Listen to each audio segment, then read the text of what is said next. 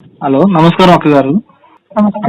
అక్క మేము ఖమ్మం జిల్లా అక్క డిఎస్సి ఆస్పిరెంట్ మాట్లాడుతున్నాము. అక్క ఒక 2 నిమిషాలు మాట్లాడొచ్చు అక్క? హలో. కాదు తమ్ముడు, ఎవరన్నా డిఎస్సి మళ్ళొకటి అలా అంటారు కానీ 3 నెలలు వాయిదా వేయండి, 4 నెలలు, మళ్ళీ 3 నెలలకు ఇంకొక బ్యాచ్ వచ్చి మళ్ళీ ఇంకొక 3 నెలలు వాయిదా వేయమంటే ఏం చేయాలి? అక్క విషయం ఏంటంటే అక్క, మనకి డైరెక్ట్ గా నోటిఫికేషన్ ఇచ్చినప్పుడు డేట్లు ప్రకటించున్నట్టయితే ఈ టెన్షన్ ఈ బాధ పడకపోయాం అక్క. రెండోది వచ్చేసి ఏంటంటే మధ్యలో టిట్ ఒకటి వేశారు. ఆ టిట్ వేయకుండా మా సాగు మేము గచ్చేవాళ్ళమే.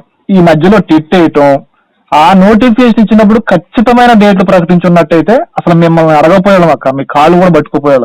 ఈ రోజు మేము ఎందుకంటే జులైలో జరుగుతాయి అని తాత్కాలికమైన డేట్లే అని నోటిఫికేషన్ లో మెన్షన్ చేశారు.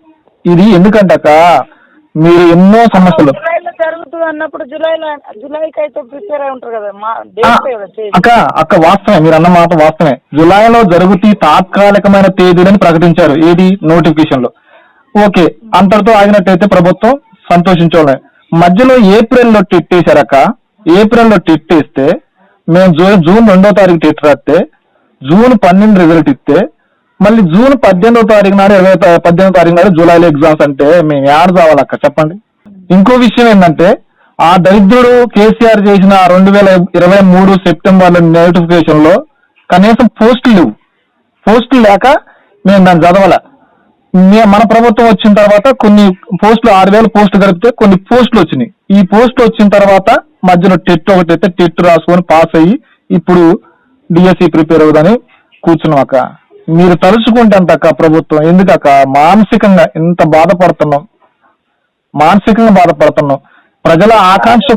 10 ఏళ్ళ నుంచి చదువుకొని ఉండి ఉద్యోగాలు రాక వాళ్ళ ఏజ్ అయిపోయి వాళ్ళందరూ మీకు ఇంకొక డిఎస్సి కూడా ఛాన్స్ ఉంటుంది కానీ మరి వాళ్ళ ఏజ్ అయిపోతే వాళ్ళ బతుకులు అక్క. మా ఏజ్ అయిపోతుంది అక్క. నేను అనేది 3 నెలలు అనేది ఒక 3 నెలలే కాదు. ఇప్పుడు ఈ దాదాపుగా మళ్ళీ ఈ ఇయర్ టీచర్లు ఎవరు ఉండరు ఇక. మళ్ళీ నెక్స్ట్ జూలైలో టీచర్లు వస్తారు ఇక. అక్క లేదక్క, మేమేమన్నామంటే మాకు 3 నెలలు వద్దు, 45 రోజులు ఇవ్వండి. యాజ్ పర్ గవర్నమెంట్ రూల్స్ 45 రోజులు ఇవ్వండి. 45 రోజులు ఇచ్చినా హ్యాపీ ఫీల్ అవుతాం. మేము మీకు పాలాభిషేకాలు చేస్తాం అక్క. ఎందుకంటే మా జీవితాలు అక్క. ఎందుకంటే మేము పోస్టులు వచ్చినాయి, రాక వచ్చింది, కొంచెం టైం ఇవ్వండి అని చెప్పేసి టైం అక్క. ప్రజల ఆకాంక్ష కొరకు పనిచేస్తుంది మన ప్రభుత్వం ప్రజాపాలన అంటున్నారు కాక. మేము మా ఆకాంక్ష ఒకసారి మీరు పోలు పెట్టండి. సీతక్కగా మీరు ఈ రోజు డిఎస్సి పోస్ట్ పోన్ కోసం ఎంతమంది పోస్ట్ పోన్ కోరుతున్నారు, ఎంతమంది పోస్ట్ పోన్ కోరట్లేదు అని చెప్పేసి మీరు ఒక పోల్ కండక్ట్ చేయండి. ఆ పోల్ ప్రకారంగా ప్రజల ఆకాంక్ష పరంగా పనిచేయండి.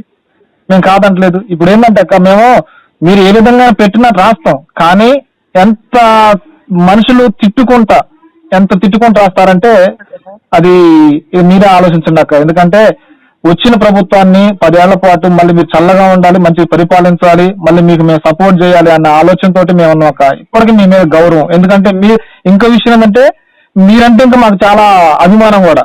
మీ యొక్క ప్రమాణ స్వీకారం అప్పుడు ఆ గ్రౌండ్ లో ఆ ప్రజల యొక్క హర్షధ్వనాలు చూసినప్పుడు సీతక్క అంటే ఒక కింది స్థాయి నుంచి కష్టపడి పైకి వచ్చిన మనిషిగా మేము మిమ్మల్ని అభిమానిస్తాం అక్క.